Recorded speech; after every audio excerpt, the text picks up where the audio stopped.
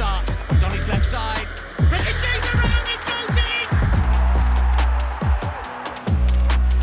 Really good play on the edge of the box from Trossard. Sends one in, dangerous ball, and it's in! Trossard!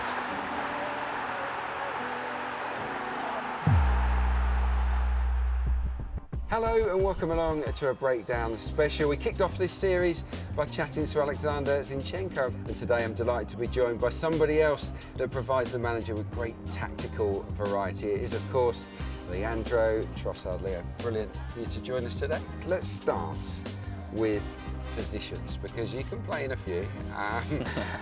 If we were to ask supporters, where they'd like to see you play most, I think a lot of fans would give different answers. What about you? Where do you feel most comfortable and why? That's a tough question. I don't really mind to play all those positions up top, to be fair. As a left winger, as a false nine, even as an attacking midfielder. I don't really have a straight answer for that. What about when you were a kid? What was the position that coaches used to play you in? As a 10, like proper attacking midfield, like in the old days, or as a striker as well. We've probably seen you most on the left, haven't we? And you certainly scored a few goals. Yeah, your first one against Brentford. Good delivery, must be! And it's Trossard who scores for Arsenal his first goal! You've scored a lot of goals at the far post. Do you feel that that's the position where you feel like you might get the most goals? Yeah, it's hard to predict, but I always try to be in the box in good positions to score goals, and yeah, with the quality we have, I know I have to be there, especially if I play on the left wing. I need to be there when, for example, B is on the ball on the right side. So yeah, I follow my instinct there, to be honest, to get in the right positions to score goals. It's interesting that you bring up Bukayo, because I don't know if you're aware of this, but all of your competitive goals for Arsenal have been assisted by Saka. I heard it a lot the other day after the Chelsea goal. I don't know why, but obviously B has so much quality to find another player as well, and I know when he's on the ball, something can happen. Last season we saw you a few more times operating up front when Gabriel Jesus was injured, or you can call it a false nine or a striker or whatnot. I loved the way that you and Martinelli combined in those games. It seems as if Mikel Arteta only really signs players that can play in different positions. It's been a trend, hasn't it, lately, for sure. Do you think that's the case? Maybe, yeah. I think in general nowadays a lot of managers look at that. Obviously, you need a big squad as well if you play in every league, Champions League. So if players are injured, it's always easier to change positions, so I think that's where they look at. You're right-footed naturally, is that true? Yeah, okay. It's hard to tell, but at what age did you start to level things up? To be fair, when I started to play football, my granddad always told me, like, you have to practice your left foot as well. Like, it will help you so much when you become a professional footballer. When I started playing football, really, I always tried to use my left foot even more than my right. The goal at Everton was the perfect example of a player that doesn't need to think. Everton quick to close down, but they've not picked up Trossard!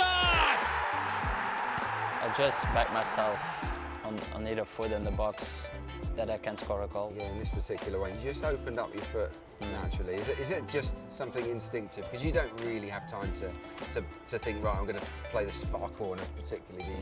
I just wanted to hit the ball and aim for the back post, and obviously it goes in really well. Last season you scored a lot of goals for Brighton, and you came here and you just went on an assist spree. 10, which was quite remarkable. How do you view goals and assists? I know you're a forward player, everyone wants to score goals. I think a goal is always a little bit ahead, but for me personally, it's always like, if I can help the team, I'm enjoying myself. I know I can do that, and at the moment it pays off. Yeah, it's so nice. Obviously I had that Fulham game where I had 3 assists. Yeah, it's an amazing feeling too.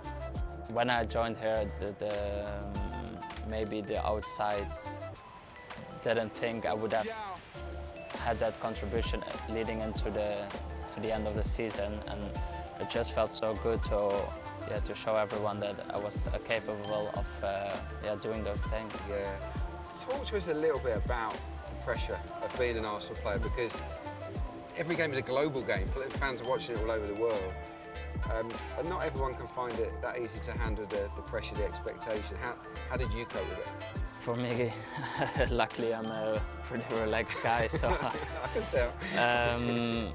yeah, for me it's quite easy. I just focus on football and enjoying my game, and that's all I care about. If you can be on that pitch and give something back to the fans, is the most beautiful thing. You don't take any notice of the noise and no, not really. Like I said, if I go even, I had that a lot, that my missus even tells me before a game that I wouldn't even look up to see where my family is, because I'm so focused on the game and enjoying that 90-95 minutes, what I get, or if you're on the bench 20 minutes, that's all I play for.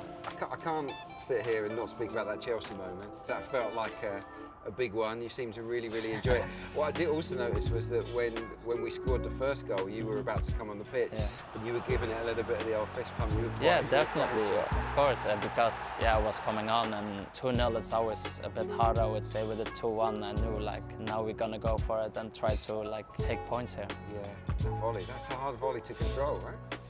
Yeah, like I said, it's a bit on instinct as well. I saw be on the ball, and I knew I had to make my run there, and it's a good contact on the ball, and I was really happy to. Is that your favourite Arsenal moment? Yeah, it's always nice, obviously, to score in a derby, and if it helps you to get a point away, so yeah, really nice. Last one then, finally. The team is building in the right direction. Everybody wants the trophies now. We've had the performances. Everyone knows that we've grown. Do you feel really confident as a group that the trophies are going to follow? Yeah, I think so. We have a really good squad now. So much quality. Even the subs, when they come on, they contribute, and that's what brings you to titles, I would say. And hopefully everyone can stay fit. And then we have a good chance. Fingers crossed for the end of the season. Indeed. Yeah, maybe end up back at Wembley, the Champions League. You never know. That's what we're working for. Exactly. Good luck with it, Leah. Thank you. Yeah, Cheers.